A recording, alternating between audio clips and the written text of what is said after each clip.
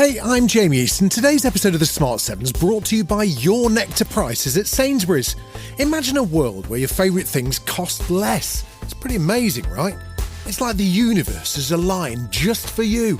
Well, that's the magic of Your Nectar Prices at Sainsbury's, and it's pretty simple. You can unlock up to 10 personalised discounts every Friday on things you love in the Nectar app. And the best part is that while Nectar Prices are for everyone, Your Nectar Prices are just for you. It couldn't be simpler. Each week you'll get up to 10 personalised offers. They're your Nectar Prices. So every Friday, just check your Nectar app and unlock your Nectar Prices to save more now. Enjoy your own personalised discounts on things you love with Your Nectar Prices at Sainsbury's. That's good food for all of us. This offer's for 18 plus, Nectar app required. Unlock up to 10 Your Nectar Prices weekly, available in supermarkets, online and in locals with Smart Shop. T&Cs apply. It's Saturday the 23rd of August. I'm Ciara Evans, and this was a week that saw drama in Alaska as Trump and Putin met, European leaders rushed to Washington, the government struggling with an immigration crisis, and tributes to a 60s icon. Grab a cup of something hot, put up your feet, and get up to speed on the 7 biggest stories of the week. This is the Standout 7 from the Smart 7. It's news, but not the news. The eyes of the world were on Anchorage, Alaska last Saturday morning as Donald Trump and Vladimir Putin met face to face. The US president literally rolled out the red carpet for the Russian leader, who was the subject of an International Court of Justice arrest warrant for war crimes committed in Ukraine. Trump waited patiently for his guest to arrive, clapping his hands and waving as a B-2 stealth bomber did a flyover of the joint base Elmdorf-Richardson base, and Putin rode with Trump in the American president's official limo, the Beast. An unprecedented event. After the meeting, even though it was on American soil, Putin spoke first, claiming that an agreement had been reached. I would like to hope that the agreement that we've reached together will help us bring closer that goal and will pave the path towards peace in Ukraine. We expect that Kiev and European capitals will perceive that constructively and that they won't throw a wrench in the works. That left Trump awkwardly trying to explain that none of his goals, including a ceasefire, had been reached, and promising that he would make calls to Zelensky and NATO leaders. There was also no further talks of sanctions for Russia. We had an extremely productive meeting and many points were agreed to. There are just a very few that are left, but we have a very good chance of getting there. We didn't get there, but we have a very good chance of getting there. The reaction from Ukraine and Europe to the meeting was understandably grim, with no sign of a ceasefire and some suggestion that Trump has already made concessions to Russia.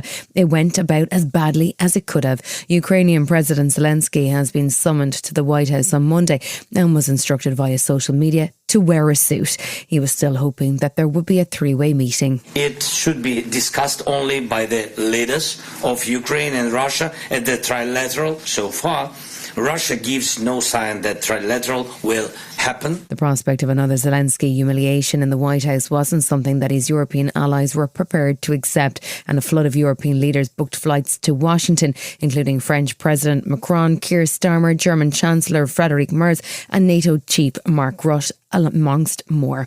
It's clear that Europe was staying united and determined to keep control of the narrative, as EU Commission President Ursula von der Leyen outlined on Sunday. International borders cannot be changed by force. These are decisions to be made by Ukraine and Ukraine alone. And these decisions cannot be taken without Ukraine at the table. The world held its breath on Monday as Ukrainian President Zelensky was summoned to the White House for a meeting with US President Trump. In advance of the meeting, Trump was busy firing out Truth Social posts warning that there'd be no NATO membership for Ukraine and no prospect of Crimea being returned. Zelensky turned up in a black suit and started by complimenting Melania Trump on the letter she had sent to Putin on behalf of Ukrainian children. That seemed to calm Donald, and the meeting seemed to go pretty smoothly. The war is going to end. When it ends, I can't tell you, but the war is going to end, and Vladimir Putin wants it to end. I think the whole world is tired of it. and we're going to get it ended. Trump didn't speak about Ukraine, of course. He also ranted about elections, mail-in voting, Democrats, Joe Biden and the National Guard making Washington, D.C. safer. President Zelensky stayed on message, however, and he wasn't derailed when pro-Trump pundit Brian Glenn complimented him on his suit. His focus remains on getting trilateral meetings with the US and Russia. I think we showed that we are strong people, and we supported the idea of the United States, of personally of President Trump, to stop this war, to make a diplomatic way of finishing this war. After Trump and Zelensky met in the Oval Office, they were joined by a squad of 7 European leaders, including Keir Starmer, French President Macron, Ursula von der Leyen, NATO Secretary General Mark Rutte and more. The tone stayed calm as the European leaders spoke positively about Trump's efforts to end the war, and Keir Starmer tried to gently encourage the US President to give more detail on the proposed American security guarantees for Ukraine. And your indication of security guarantees, of some sort of Article 5 style guarantees, fits with what we've been doing with the Coalition of the Willing, which we started some months ago, bringing countries together and showing that we were prepared to step up. After meeting the European leaders, Trump had a 40-minute call with Russian President Putin, and it appears the next step could be a meeting between Putin and Zelensky, followed by the much-discussed trilateral meeting. There was also discussion of a potential $90 billion arms package supported by Europe. NATO Secretary General Mark Rutte was keen to thank his host. I really want to thank you, dear Donald, for the fact that you, as I said before, broke the deadlock with President Putin by starting that dialogue. From there, we are now where we are today. And that is, I think, if we play this well, we could end this. Tuesday saw a period of reflection after 7 world leaders had descended on the White House to intervene with Donald Trump on Ukraine's behalf. The American president was delighted to be the centre of attention, but he did excuse himself from the meeting to call Russian President Putin, and it's not clear whether or not he's actually changed his view on the war. He's been clear that whatever security guarantees are given, he has no intention of putting US troops on the ground, but he was in a thoughtful mood when he called into Fox and Friends. You know, if I can save 7,000 people a week from being killed, I think that's I want to try and get to heaven if possible. I'm hearing I'm not doing well.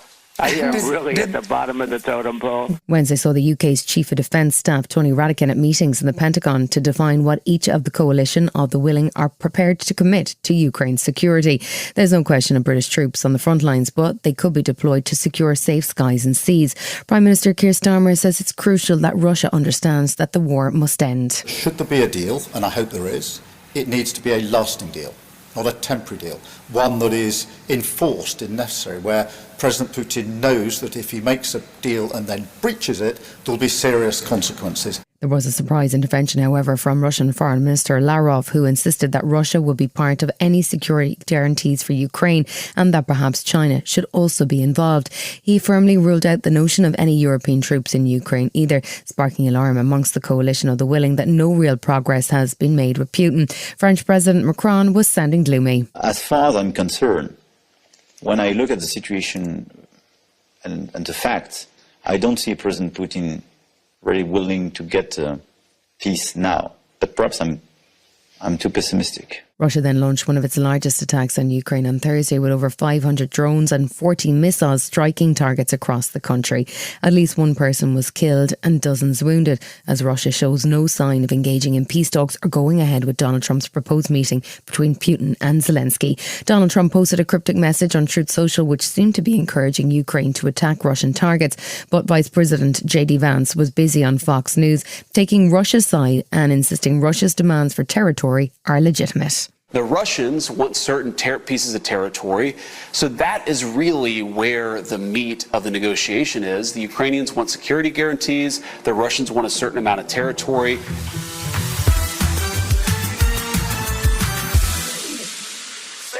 This week has seen the government continue to struggle with the ongoing immigration crisis. There have been ongoing protests in the town of Epping in Essex for weeks outside a hotel which has been turned into a shelter for asylum seekers. The local council took a court action challenging the use of the hotel on planning grounds and claiming that it was a change of use that would need to be formally applied for, and they were granted an interim injunction. Councillor Holly Whitbread is a member of the Epping Forest District Council, and she said locals have had enough. But the people within this hotel, we do not know who they are. are. So while Epping is a tolerant community who will do its fair share when it comes to genuine refugees, we should not have to have the burden of the illegal immigration crisis on us. The concern for the government is that other councils could follow suit, and while Labour has pledged to end the use of hotels for asylum seekers, they project that this could take until 2029. Steve Smith is the chief executive of the charity Care for Calais, and he's appalled that the voices of protesters are more important than compassion for those seeking asylum. It seems to be a victory for violent protest more than anything else. We deal with people like this day in, day out, and we know them to be victims of war, torture, persecution, conflict, modern-day trafficking, modern-day slavery, you name it. Home Secretary Yvette Cooper reiterated that the government intends to end the use of hotels for asylum seekers by the end of this Parliament. And Security Minister Dan Jarvis said that they've actively been working on a plan to rehouse those in the Bell Hotel. We're looking at contingency options for where those people can be accommodated, but we've never thought that hotels were a long-term sustainable solution for accommodating asylum seekers. It's not clear what the government's backup plan is and how quickly it can be implemented.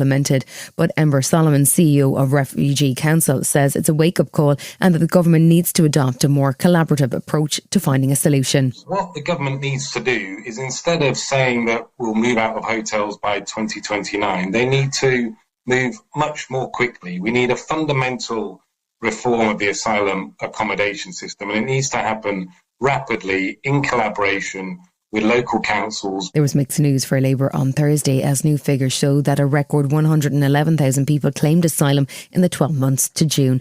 That's an increase of 14% on the previous year, but claims are now being processed faster and failed applicants returned, over 9,000 in total. There's also been a sharp decline in legal migration after changes to visa rules, but Shadow Home Secretary Chris Phillips said that's a matter of tighter border control. The reason that Labour has this borders crisis is that the number of people illegally crossing the Channel so far this year has been the worst ever because Labour has lost control of our borders. The council's considering legal actions over migrant hotels. There's real pressure on Home Secretary Yvette Cooper and Keir Starmer, who had pledged to smash the smuggling gangs. Labour peer and former Justice Secretary Lord Falconer says that the government still needs a clearer deterrent. You need people to believe that if they come here, they won't stay here, or they've got a very big chance of not being able to stay here. That deterrent has got to be a part, though it's not the only part, of stopping people coming across the Channel.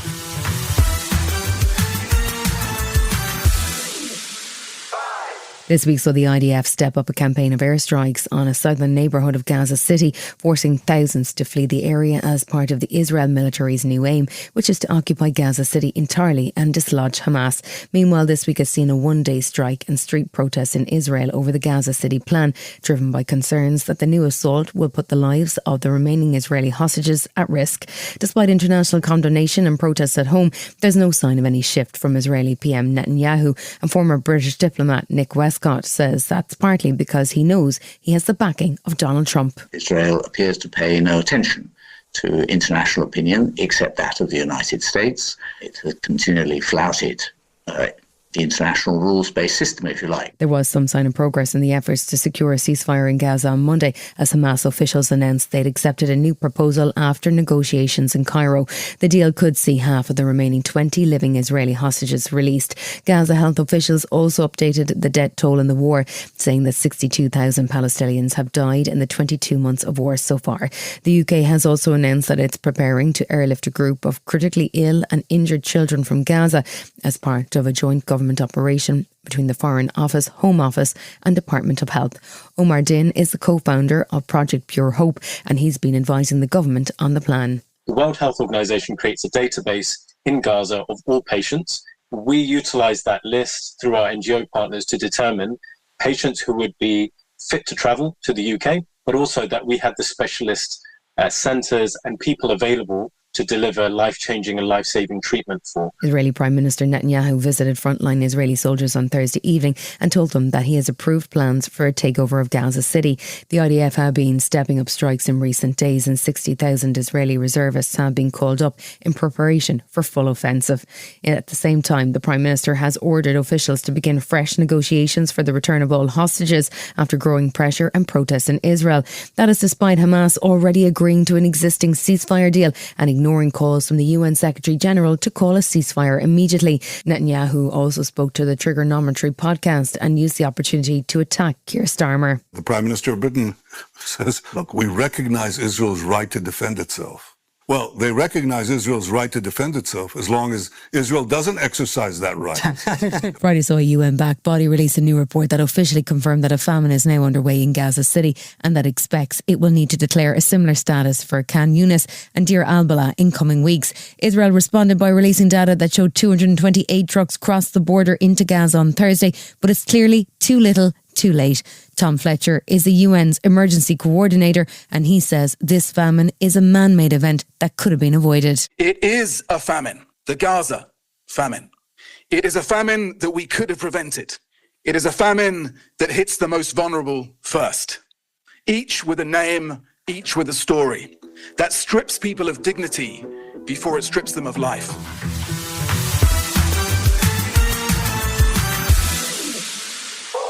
The implementation of the age verification element of the Online Safety Act caused a serious row between Labour and Reform, including references to Jimmy Savile. The need to provide some element of ID to prove your age before viewing adult content is intended to protect children from harmful content, but Reform pledged to repeal the Act if they came into power. That sparked anger from Technology Secretary Peter Kyle, and a new report from the Children's Commissioner suggests that he was right to be concerned. Dame Rachel D'Souza told Sky News that the figures for children viewing porn are shocking and it's often social media sites that are to blame. There are more children seeing porn at an earlier age and the things they are seeing is having a great effect on them. You know, about 50% of children see porn by the age of 13, 14. They see it online. Still to come, the Standout 7 in association with Metro. Kneecap star heads to court and tributes to a 60s icon. Right after this. When I bought my last car, I felt totally overwhelmed. Is this the right price? Can I trust this listing? But this time around, I used Car Gurus, and honestly, it changed everything. With over 4 million listings, they've got more options than any other major online automotive marketplace in the US. That means more choice and less pressure. What really helped me were their unbiased deal ratings. Car Gurus clearly tells you if it's a good deal or not, and I loved the price drop alerts. I watched a car go from maybe to must buy overnight. Shopping with Car Gurus gave me confidence, not confusion. Car Gurus will connect you with trusted dealerships when you're ready, making the whole process transparent and hassle-free. It's car buying, but smarter. It's no wonder SimilarWeb estimated traffic data shows Car Gurus is the #1 most visited car shopping site. Buy or sell your next car today with Car Gurus at cargurus.com. Go to cargurus.com to make sure your big deal is the best deal. That's cargurus.com. cargurus.com. Welcome back. Northern Irish band Kneecap were back in the headlines on Wednesday as rapper Mo Cara, whose real name is Liam O'Gohany, made a court appearance. He was charged with a terrorism offensive for displaying a Hezbollah flag on stage at a gig in Kentish Town last November, and his defence team argued that because of a technicality, the case should be thrown out. Chief Magistrate Paul Goldspring will rule on the case in September. Kneecap also drew police attention for the Glastonbury performance, and hundreds of supporters turned up at a court on Wednesday, one of whom was arrested on suspicion of supporting proscribed group Palestine Action. O'Hany spoke to the crowd after his court appearance. We know, unfortunately, this story will end up in the media today, while Israel commits genocide at the same time. So everybody, continue to speak about Palestine. Free Palestine. Thank you all for coming. Chucky our lad.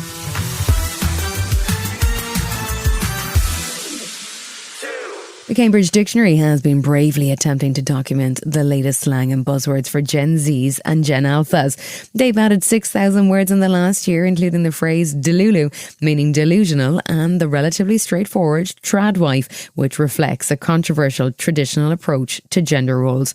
Slightly more difficult to explain is skibbity toilet, which the dictionary says has different meanings such as cool or bad, and can also be used with no real meaning. Not entirely helpful, but Terry Victor, the editor of the rival New Partridge Dictionary of Slang and Unconventional English, says it's okay to celebrate the evolution of the language. It's part of the history, it's part of the world, and it shows the creative and democratic use of English. And that is such a great thing, and we've been doing it all our lives because dictionaries, by definition, are always out of date.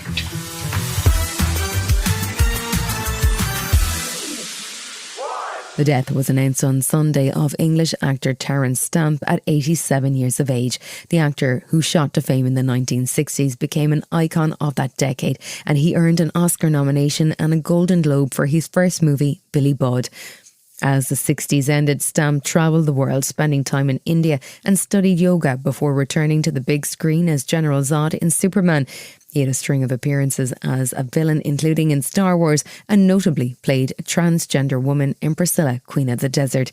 Here he is speaking about the extraordinary experience of working with Marlon Brando on Superman. Rest in peace, Terence. He really doesn't learn the line. He has them written up big, behind the lights, so you can't really see he's reading. And so I went up to him, I said, Marlon, what are you doing? How are you going to play Lear and Macbeth, if you can't learn a line, And he said, I've learnt them already. You've been listening to The Smart 7. We'll be back tomorrow at 7 a.m. Hit that follow button and have a great day. Give us 7 minutes, we'll give you the world. Life is unpredictable, but preparing for the unexpected shouldn't be. Take ownership of your life planning with Policy Genius to help your loved ones have a financial safety net in case something happens to you. They offer life insurance policies starting at just $276 a year for $1 million in coverage. Don't wait for life to make other plans. Protect your family today. Head to PolicyGenius.com. That's PolicyGenius.com.